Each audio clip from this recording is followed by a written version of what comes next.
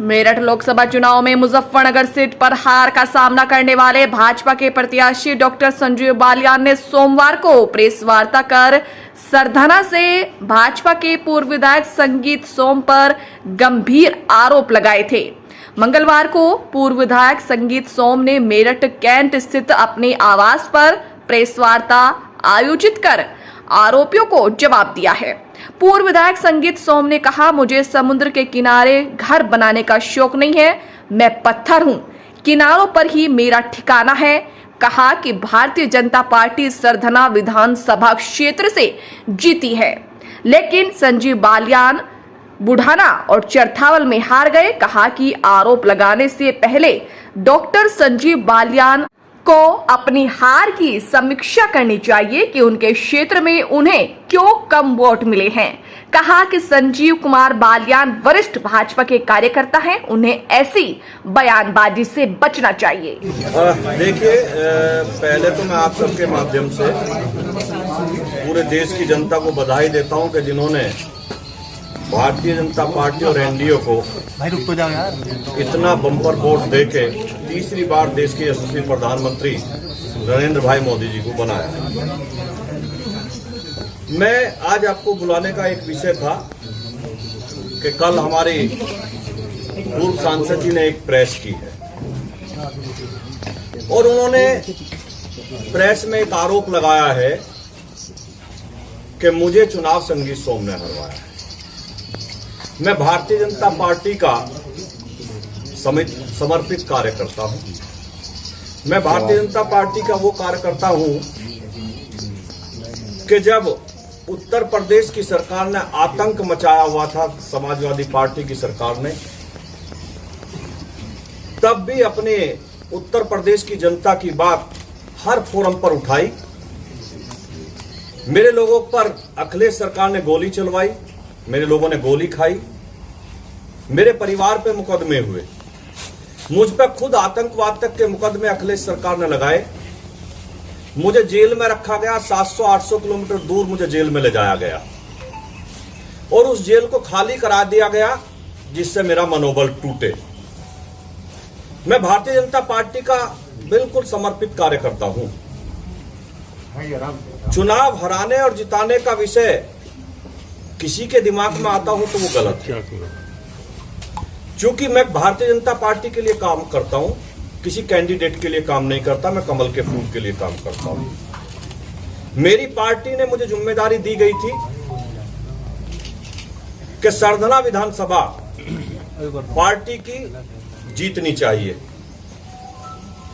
इतनी विपरीत परिस्थितियों के बाद जब सरधना में कोई विकास ना हुआ हो, सरधना की जनता पे मुकदमे कराए गए हो, सरधना के लोगों को जेल भेजा गया हो, लेकिन उस विपरीत परिस्थिति के बाद भी भारतीय जनता पार्टी सरधना पे बराबर रही, हार कर नहीं गई। हारने का कारण माननीय मंत्री जी को खुद देखना चाहिए कि वो बुढ़ाना जैसी विधानसभा में क्यों हारे, वो चरथावल जैसी विधानसभा में क्यों हारे। हमारी वो विधानसभा है वे जिसमें वो कहते हैं कि मैंने विकास के नए आयाम रचे हैं। मुजफ्फरनगर विधानसभा हमारी ऐसी विधानसभा है भारतीय जनता पार्टी की जिस विधानसभा को विपरीत परिस्थितियों में भी भारतीय जनता पार्टी 30 से 40 हजार वोटों के माध्यम से जीतती है, लेकिन इस बार उस विधानसभा को भी हम 800 वोटों से जीते। खतौली विधानसभा हमारी ऐसी विधानसभा है जिसे 30 से 40 हजार मार्जिन से पार्टी जीतती है, हम उसे भी शायद 2000 वोटों से जीते।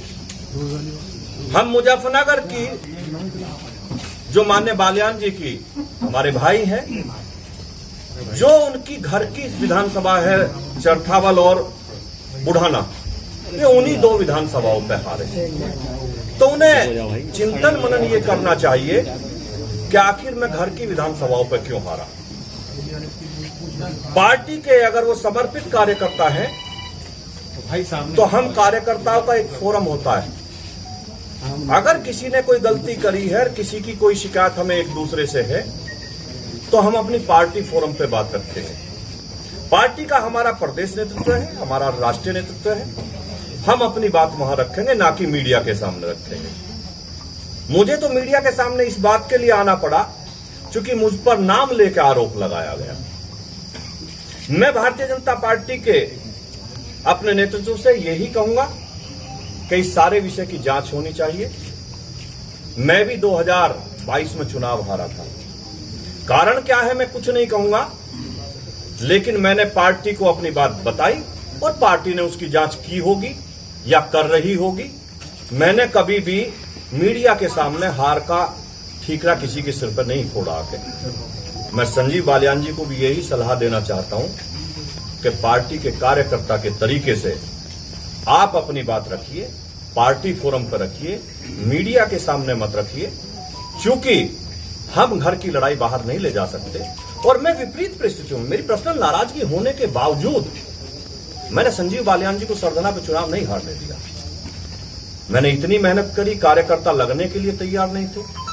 चुनाव के दिन आपकी जानकारी के लिए मैं बता दूं, जो हमारी पार्टी के बसते गए वो भाजपा के बूथ अध्यक्ष से लेकर सपा के बूथ अध्यक्षों को दिए गए। लेकिन उस परिस्थिति में भी हम लोगों ने भारतीय जनता पार्टी को चुनाव जिताया। हर गांव में कोशिश करी कि चुनाव जीता जाए। भारतीय जनता पार्टी का कार्यकर्ता ही चुनाव जिताएगा, ना कि समाजवादी पार्टी का कार्यकर्ता चुनाव जिताएगा। मैं आज आप लोगों के बीच में यही कहने के लिए आया था कि मैं भारतीय जनता पार्टी का समर्थित, समर्पित दोनों तरीके का कार्यकर्ता हूं। मैं अपनी पार्टी के लिए दिन रात जी जान से मेहनत करता हूं और वो हमेशा करता हूं। हार जो है भीतरघात की वजह से हुई और विभीषण बताया जा रहा है कि पार्टी के अंदर विभीषण मौजूद है। वो विभीषण किसे कह रहे हैं? अब ये तो आपको संजीव बालियान जी से पूछना पड़ेगा कि वो विभीषण किसे कह रहे हैं। खंडी जैसे शब्दों का प्रयोग हो रहा है, कितना जायज मानते हैं? मेरे माँ बाप ने मुझे ऐसे संस्कार नहीं दिए कि मैं किसी के खिलाफ इस तरीके के अनर्गल बात करूं, किसी को शिखंडी कहूं, किसी को विभीषण कहूं। मैं केवल इतना कहना चाहता हूं कि मेरे माँ बाप ने मुझे ऐसे संस्कार दिए कि मैं किसी के बारे में खराब शब्द ना बोलूं। बालियान कह रहे हैं मेरा पानी में अपने देख किनारे पर अपना घर मत बना लेना, तो लौट कर फिर आऊंगा। क्या कहेंगे? ये तो उन्हीं से पूछिए कि वो क्या कहना चाहते हैं। लेकिन पत्थर पे सिर पटक के कुछ नहीं होता, पत्थर पे सिर पटक के कुछ नहीं होता। समंदर को वापस आना नहीं आना वो उसे पता होगा। अच्छा सर, संसद आपने जैसे कहा कि कोई भी अगर बात की तो उसे पार्टी फोरम में रखना चाहिए था।